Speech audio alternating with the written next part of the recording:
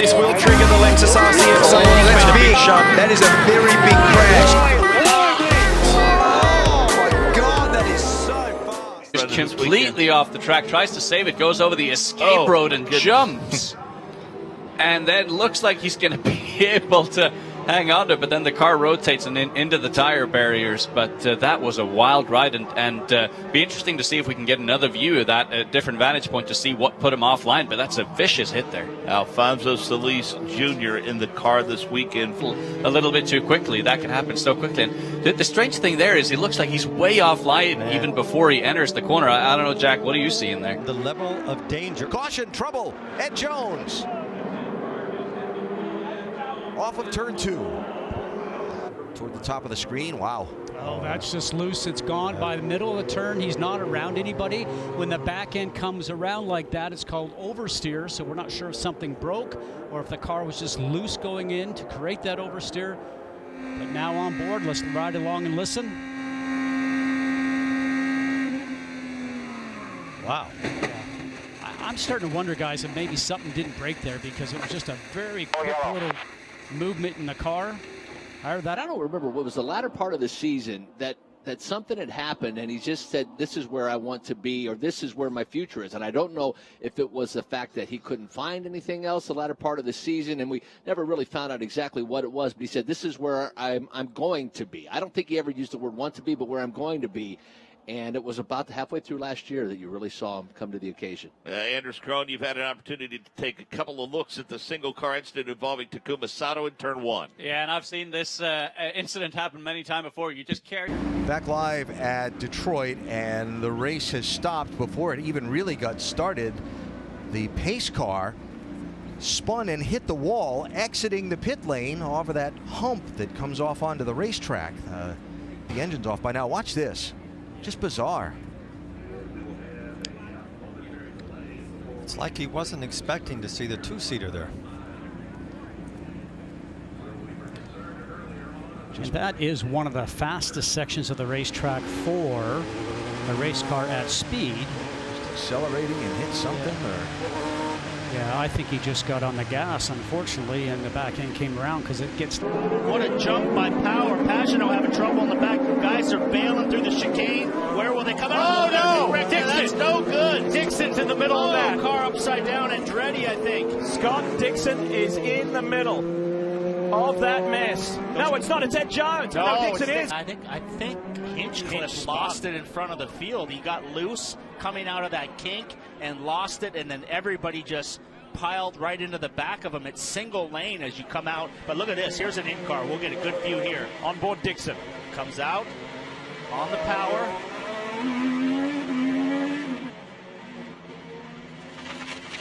Can't even see so much. How does he not hit anybody? Unbelievable. Still curious what kicked this off. This is Hinchcliffe, and we think this is the car that went sideways that was the catalyst for. Still out there. All right, you're clear through. It's got Zach Veach. Veach is squeezing him. He was all over the curb and just tried to ride the curb out. Look at Marco's car goes over the top. Now you know it's the time to stop because you want to get to the end before a caution. And here look it at is. that. RAHAL has hit the wall. I'm sorry, boys. I have no clue what happened. Section. He's out of the turn. Over the bumps. Oh, the tire caved on the left rear. Did you see that? That was very interesting. Did getting that right front so far up on the curbing just kick the car like that? Yeah, I think his right front tire.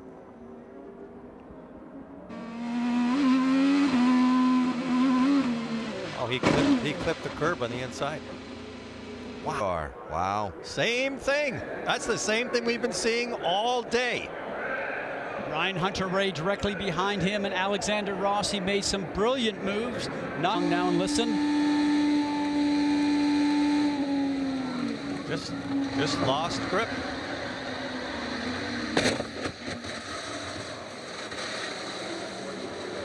Oh, so difficult as a driver. This new car is very unforgiving.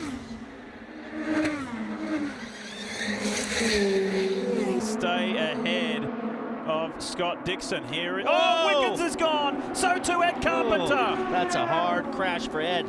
right on the attenuator. He got in the inside of Ed, and he wasn't all the way in there, and Ed was on the bottom of the track. And Okay, Boat, you had tough break that man. And Ed's turning in, and he's not all the way in there. They touch, and now watch these cars, just both of them equally hit the outside wall, dead square on the gearbox. Luckily, Carpenter cushioned the blow for Wickens. Well, I don't know if it was lucky for Ed. It was Clear.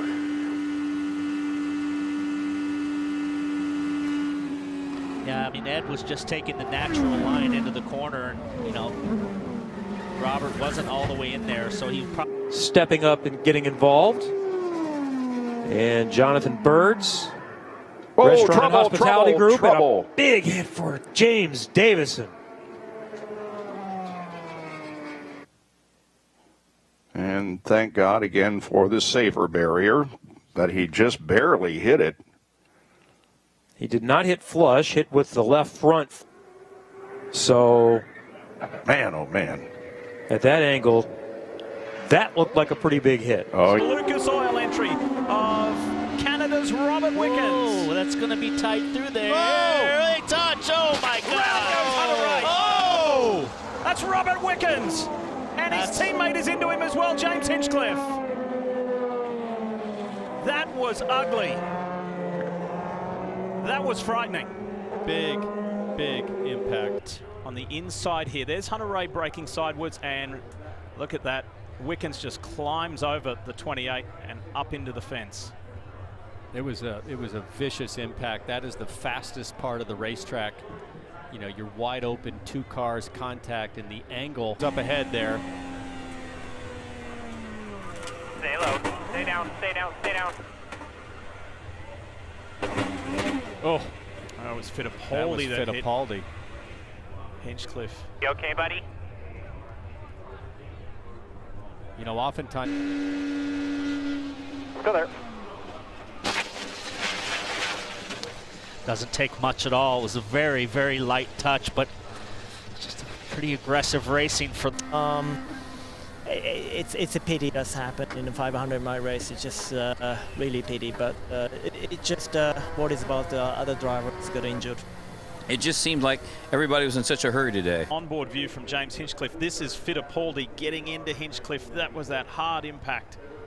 That second hit for Hinch. And I mentioned earlier, and of the Hunter Ray Wickens crash. Paul, talk us through this one. Yeah, I mean, just looking at this again and thinking about prior accidents in the series, this looked like Michaela Lotion, the accident that he had at Fontana, where he got up in the fence and it just spun the car around like a top. So.